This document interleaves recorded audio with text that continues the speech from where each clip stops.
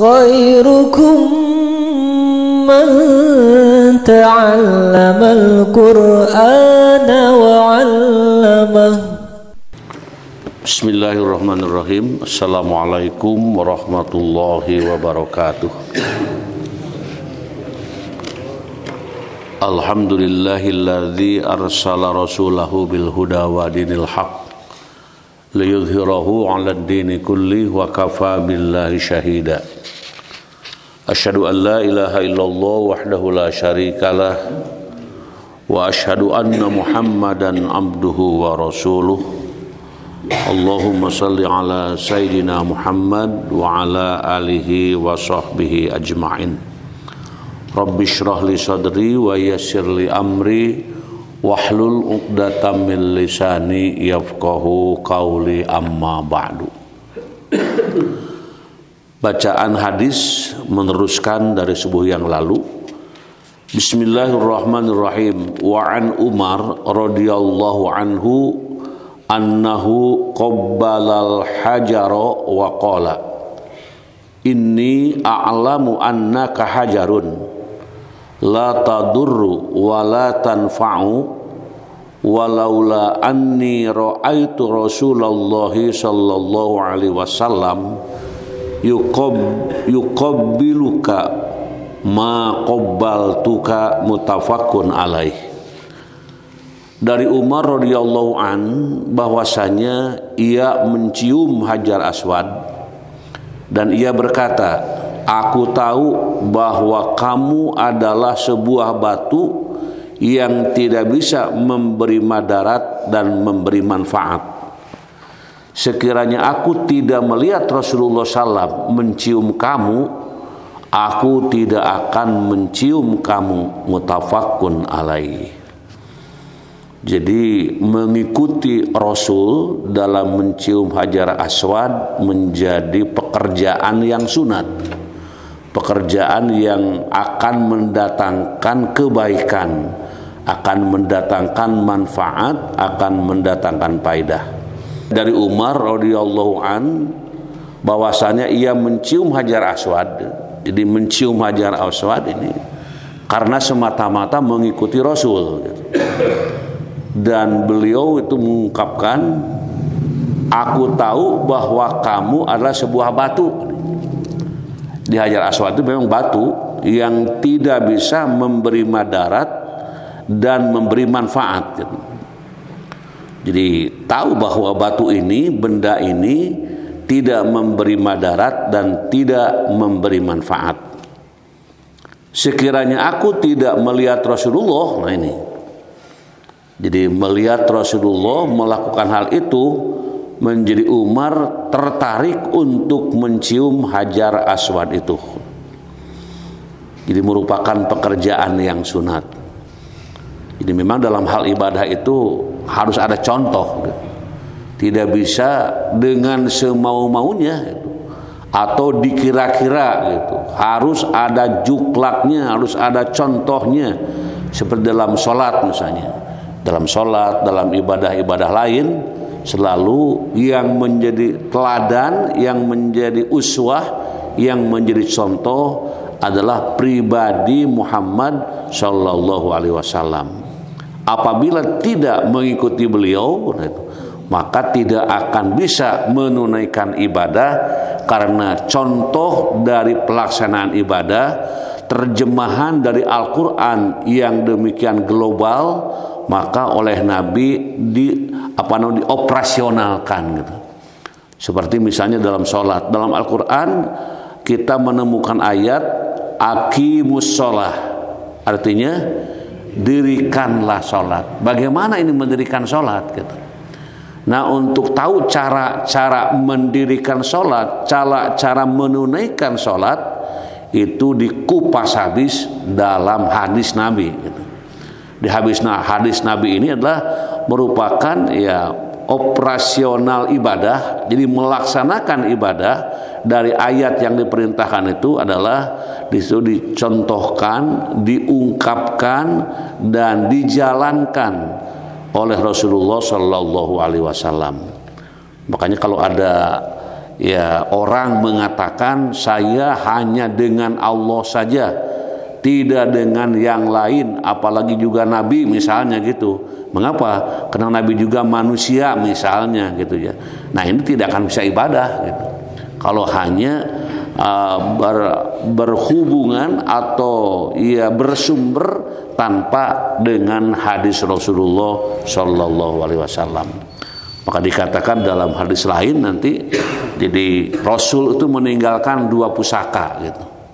Meninggalkan 2 pusaka yang apabila keduanya dijadikan pegangan, dijadikan tuntunan, maka hidup ini menjadi jelas arah yang akan ditujunya dan juga seperti apa kegiatan melaksanakan ibadah yang dicontohkan oleh Rasulullah Shallallahu Alaihi Wasallam.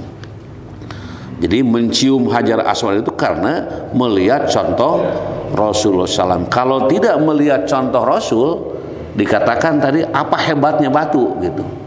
Apa hebatnya batu? Memberi madarat pun nggak bisa, memberi manfaat pun nggak bisa. Ini hanya karena melihat contoh Rasul, contoh insan paripurna dalam melaksanakan ibadah seperti itu, maka menjadi cara yang diikuti oleh para umatnya. Waman Abi Tufail radhiyallahu anhu qala ra'aitu Rasulullah sallallahu alaihi wasallam yatufu bil baiti wa yastalimur rukna bihijniyatin ma'ahu wa yuqabbilu al-mihjan. Dari Abu Tufail radhiyallahu anhu, ia berkata, saya pernah melihat Rasulullah SAW tawaf di Baitullah dan beliau menjamah rukun dengan sebuah tongkat. Lalu beliau cium tongkat itu. Diriwayatkan oleh Muslim. Jadi saya pernah melihat Rasulullah SAW tawaf di Baitullah dan beliau menjamah rukun dengan sebuah tongkat. Lalu beliau cium tongkat itu.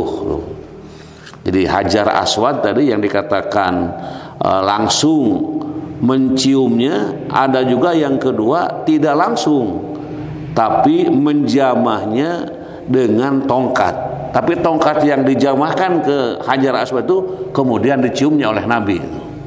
Ini juga kan merupakan satu amalan yang di dalam hadis diriwayatkan oleh Muslim pernah terjadi seperti itu. Bahkan akhirnya nanti dengan istilam, dengan mencium itu dari kejauhan, dengan mengisyaratkan dengan cara-cara isyarat. Ini menjadi lebih banyak contoh, kemudian orang Muslim bisa mengambil mana yang mungkin digunakan, dilakukan di dalam mencium Hajar Aswad tersebut. Yang pertama tadi karena melihat contoh, Umar tidak akan melakukannya. Terus yang kedua, cara menjamah seperti itu dikatakan, kemudian tongkat yang digunakan untuk menjamahnya itu diciumnya oleh Rasulullah Shallallahu Alaihi Wasallam. Kalau nanti kita ke Mekah, ke Masjidil Haram, melihat ada orang seperti itu, memang hadisnya ada. Ya, tidak mengada-adakan, tapi ada penjelasan tentang hadis tersebut. Satu hadis terakhir, wa an Ya'labni Ummiyah radhiyallahu anhu qala topa Rasulullah sallallahu alaihi wasallam muntabi'an bi burdin akhdar rawahul khamsah illan Nasa'i wa sahahu Tirmidzi. Dari Ya'la bin Umayyah radhiyallahu anhu, ia berkata Rasulullah SAW tawaf dengan berselendangkan selendang hijau. Diriwayatkan oleh imam yang 5 kecuali Nasa'i dan disahkan oleh Tirmidzi. Nah, di sini Rasulullah SAW ketika tawaf berselendangkan selendang hijau. Ketika tawaf itu berselendangkan dengan selendang yang hijau.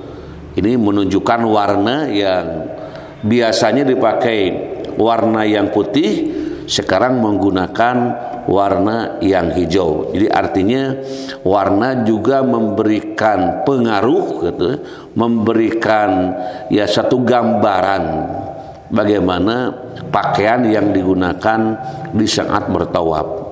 Apalagi kalau tawafnya tawaf yang dikaitkan dengan haji atau dengan umroh, itu sudah jelas-jelas pakaian yang digunakannya, pakaian ihram yang dimanfaatkannya itu lebih jelas lagi.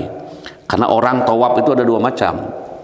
Ada tawaf yang dikaitkan dengan umroh, ada tawaf yang dikaitkan dengan haji. Ada juga tawaf yang tanpa haji dan umroh, seperti masuk masjid nih.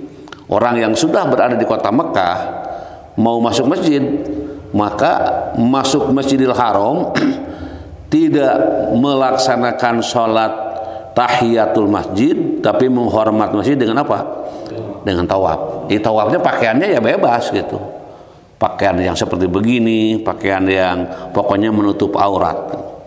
Tapi yang dikatakan dalam hadis tadi itu ya, selendang. Berarti kalau selendang itu dalam rangka ibadah umroh. Selendang itu kan kalau orang tawaf kemudian niat umroh, itu pakaiannya dua helai. Satu untuk sarung, satu untuk selendangnya ke sini gitu ya. Nah ini jadi di dalam hadis ini di dalam melaksanakan tawaf yang disebutkan barusan. Kalau tawaf sunat itu tawaf yang tidak dikaitkan dengan umroh dan haji, maka tawafnya itu untuk menghormati Masjidil Haram, dan cara tawaf kemarin dikatakan putaran 1 sampai 3, lari kecil 4 sampai akhir, itu biasa, jalan biasa. Nah itu hal-hal yang menyangkut dengan ibadah haji masuk kota Mekah. Mudah-mudahan pengajian kita diridhoi Allah Subhanahu wa taala, dan mudah-mudahan dengan pengajian ini segala dosa-dosa diampuni, segala penyakit-penyakit disembuhkan, segala keinginan dan kemauan tentu dengan ridho Allah, Allah mengabulkannya. Allahumma shalli wa barik wa sallim, amin. Allahumma rzuqna ilman nafi'an wa rizqan wasi'an wa shifaan min kulli da. Allahumma yassir umurana, Allahumma faqihna fiddin, waghfir lana wa liwalidaina warhamhuma kama rabbayana shighara. Rabbana hab lana min azwajina wa dzurriyyatina qurrata a'yun waj'alna lil muttaqina imama. Rabbana atina fid dunya hasanah wa fil akhirati hasanah wa qina adzabannar wa adkhilnal jannata ma'al abrar ya aziz ya ghaffar ya rabbal alamin. Subhana rabbika rabbil izzati amma yasifun wa salamun alal mursalin walhamdulillahi rabbil alamin. Subhanakallahumma wa bihamdika asyhadu an la ilaha illa anta astaghfiruka wa atubu ilaihi. Wassalamualaikum warahmatullahi wabarakatuh.